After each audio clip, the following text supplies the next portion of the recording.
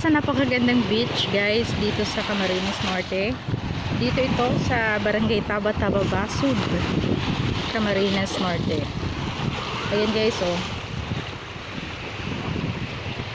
Maputi ang kanyang buhangin.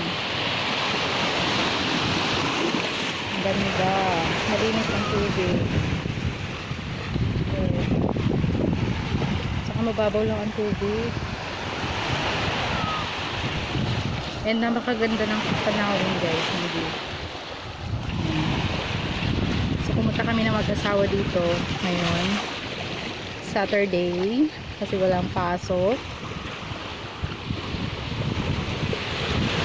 Nagkayayaan lang kami mag-asawa na mag-rides. At dito kami nakarating sa Basud.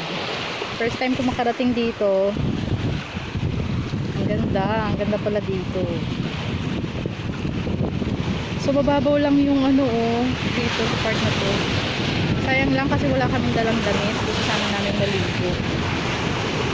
Kasi ang saya ang ganda ng tubig.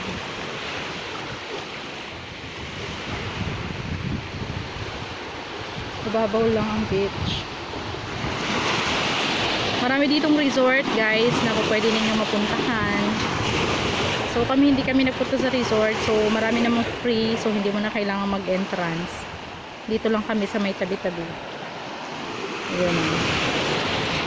Yes, puhunan mo lang dito is may gas ka lang papunta rito.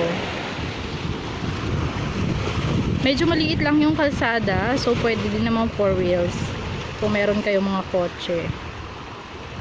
Pero mas the best kung meron kayong motor talaga. Kasi hanggang dito sa loob sa beach is makakarating kayo. Wow. Napakaganda.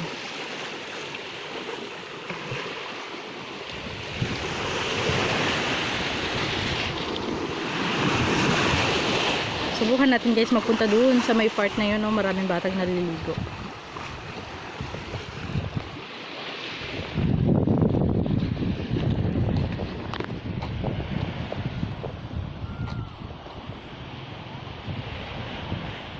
Parang maganda pumunta doon sa dulo. Doon sa kabila. Kasi mayroong buhangin. Sige, susubukan namin guys. Try tayo magpunta doon, oh. Parang mayroon doon buhangin, oh. Ayan guys, ang aking mister. Nakamotor lang kami. Wala kaming plano. Napupunta kami dito. Nagkayayaan kami punta rito sa Basud. Basud to guys. Basud, Camarines Norte. Yun na kami nililigo. Safe naman siya kasi merong net. Safe para sa mga bata.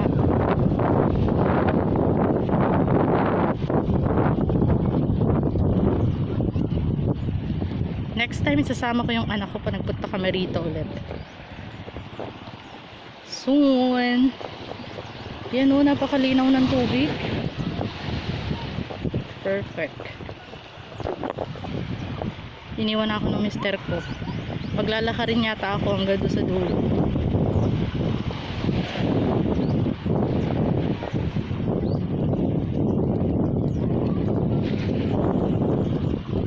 Ayan. Sa'yo ng mga bata. Sobrang init. Time check, it's 11 AM. So, tirik na tirik ang araw guys. So, ngayon lang ulit maganda yung araw dito sa Camarines Norte. Ayan o. Ito yung resort. Ayan o, pwede kayo magstay dito. Ayan, may resort dito guys. Ang ganda. So, nandito yung sa tapat.